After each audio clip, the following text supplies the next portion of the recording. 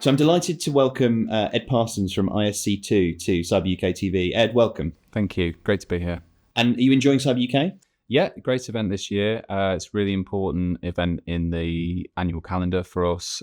Great opportunity to meet plenty of members and also catch up with key stakeholders. And it's really nice to see a good national and international audience here as well. And we're going to talk a bit about supply chain risk management. So if you could just say what that is to get us going. Yeah, sure. So basically, supply chain risk management refers to the approaches that we take to identify, assess, mitigate and monitor risk arising from our supply chain. So that would be kind of third parties, vendors, but an increasingly large number of organizations that we rely on.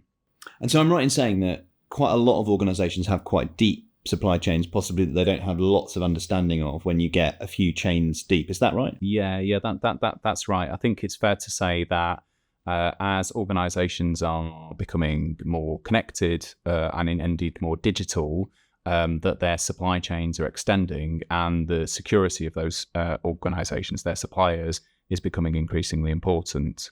And as you know, we often find the cyber threats tend to follow those developments. I think recently Verizon reported that I think 16% of breaches last year involved a third party, and that's an increase I think of 68% year on year. And some of those threats are evolving as well. I think traditionally when we think about supply chain risk, we might cite examples like the Target breach, which was over 10 years ago now, which involved credentials stolen from a third party. But then very recently, we've had incidents where we've seen backdoors inserted into the free open source software that Linux distributions rely upon. So there's that real kind of change, not just in the scale, but also the variety of these threats. And we actually surveyed our members, cybersecurity professionals, recently, and they told us that I think around 70% were spending more time evaluating the security of not just third parties, but also the software and the hardware that they're relying upon as well. And how do your members go about identifying supply chain risks? Yeah, so the honest truth is we brought together a task force of volunteers this year. So IC2 members, experienced security professionals, to compare approaches and try and distill some best practice. We found that actually there's real variety in approaches at the moment. But we can see like some emerging properties and trends there. When we talk about identifying risk, there's kind of two phases to it. So part of it is actually just identifying your suppliers, so that kind of enumeration, and then there's actually identifying risk therein. So on the enumeration side, you've got this kind of growing supply chains now and risks that might arise not just from the third parties that you're contracting with, but their suppliers and perhaps their suppliers as well. So I think the scale of that challenge lends itself really well to technology and leveraging technology to get a hand on that. And we're also seeing desire within organizations to try and monitor that in a kind of more real-time way. So shifting from periodic interventions like audits to actually having a more kind of contemporaneous view. Which again lends itself to technology as well. So there's a real focus on like technical approaches to enumeration. And I think it's fair to say that a bunch of that has been quite ad hoc recently. So we've seen like experiments with OSINT or kind of profiling internet-facing services, those kinds of things. But we see that really as like a challenge that's great to be solved with technology, and there's clearly a big commercial opportunity there. So we expect to see kind of tools and solutions and services that will address that enumeration. And how do organizations or your members go about improving the efficiency that they use to manage their supply chain risk? Yeah, so I think actually like most of the gains, so I think technology will help with the efficiency, but I think where we've tried to focus on how they improve effectiveness. So how they go from actually just enumerating a supply chain to identifying and managing risk within that. And when we talked to members, they kind of told us two things that were really important. Number one was senior engagement, and then number two was about trying to foster a positive dialogue with their third parties. So on the first one, the senior engagement, well, why is it important? Well, there's kind of really fundamental reasons like growing regulatory environment. There are expectations that there'll be more kind of senior oversight of supply chain risk and making sure that you have the resources in place. But I think it's also fair to say that as you go further into your supply chain, you don't necessarily have the kind of peer-to-peer relationships between security teams that you can rely on. And then there also might be power imbalances between yourselves and your supplier or vice versa. So it's actually really important to have seniors engaged that can help you to get the right level of support through the supply chain.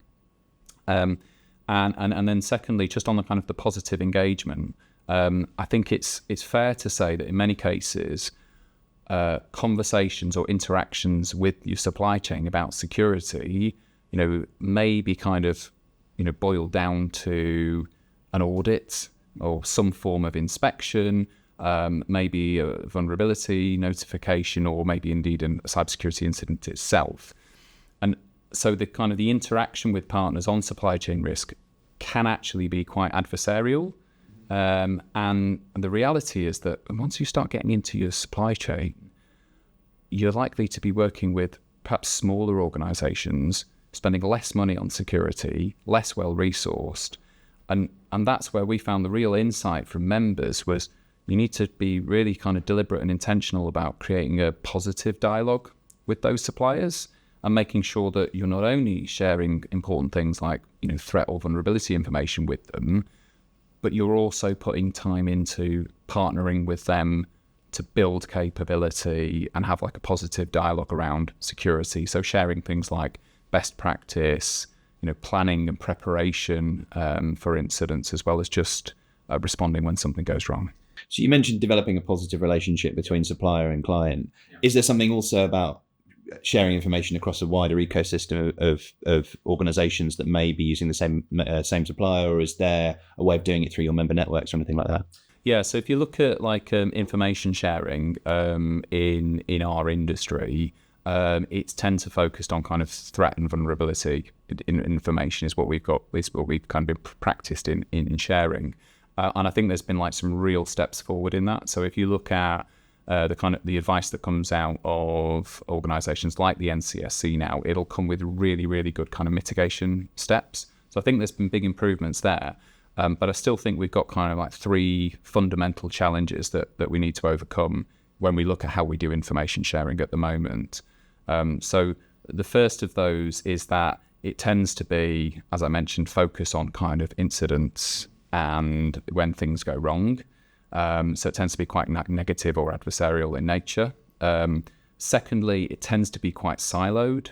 So we see where information exists, sharing takes place.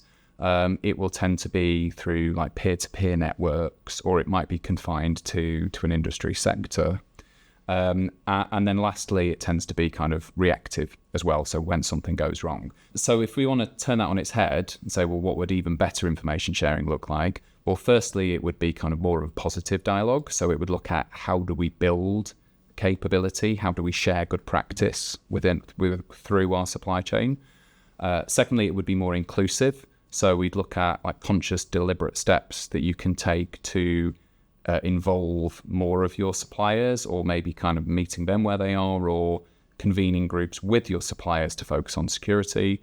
And then last but by no means least, actually making it proactive as well. So, one of the kind of the key things that our volunteers were keen to emphasize, given that Verizon reporting like more than 1 in 10 attacks these days involve a kind of third party,